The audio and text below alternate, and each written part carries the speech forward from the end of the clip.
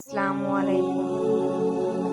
بلی اگر کپڑوں سے لگ جائے تو کیا ان کپڑوں میں نماز صحیح ہوگی؟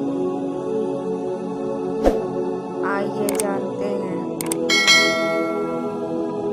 کتا اور سور کے علاوہ باقی تمام جانور پاک ہیں، لیکن نماز کے لیے شرط ہے کہ نمازی کا لباس حرام گوشت حیوان کے اجزاء سے بنا ہوا نہیں ہونا چاہیے۔ واضح ہے کہ بلی حرام گوشت حیوان ہے، اور اکثر مراجع تقلید نے فرمایا ہے کہ حتیٰ اگر اس حیوان کا ایک بال بھی نماز گزار کے لباس یا بدن میں ہو تو اس کی نماز باطل ہے۔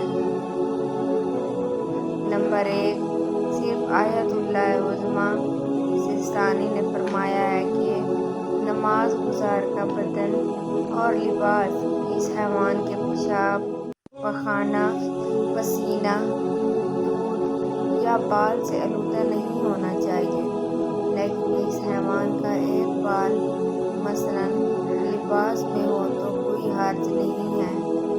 اسی طرح اگر ان میں سے کوئی چیز کسی ڈبہ میں ڈال کر اپنے ہمراہ لی جائے تو بھی کوئی حرج نہیں ہے۔ نمبر 2، لیکن حرام گوشت حیوان کی رطوبت کے بارے میں تمام مراجع تقلید نے فرمایا ہے،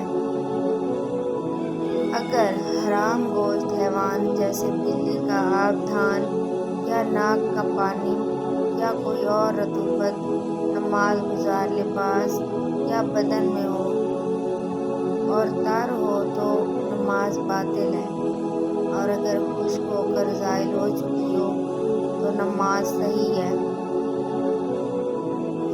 نمبر 3، لیکن حفظان صحت اور طبابت کے مطابق بعض اوقات کہا جاتا ہے کہ بلی یا اس کے بال مردوں کے لیے نامردی اور عورتوں کے لیے بانجھ بننے کا سبب بن جاتے ہیں۔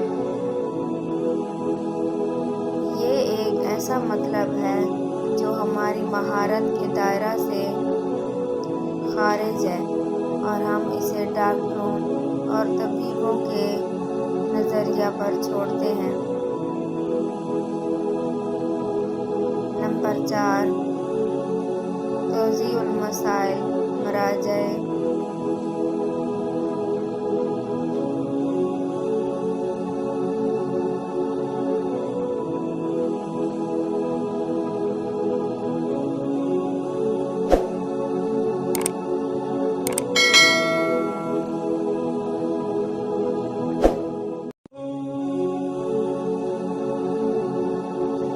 ڈاکٹروں کا کہنا ہے کہ ممکن ہے بلی کے بدن میں ٹوکسوپلازما نام کا ایک کیڑا پایا جاتا ہو جو ٹوکسوویلا سموز نام کی بیماری پھیلنے کا سبب بن جاتا ہے۔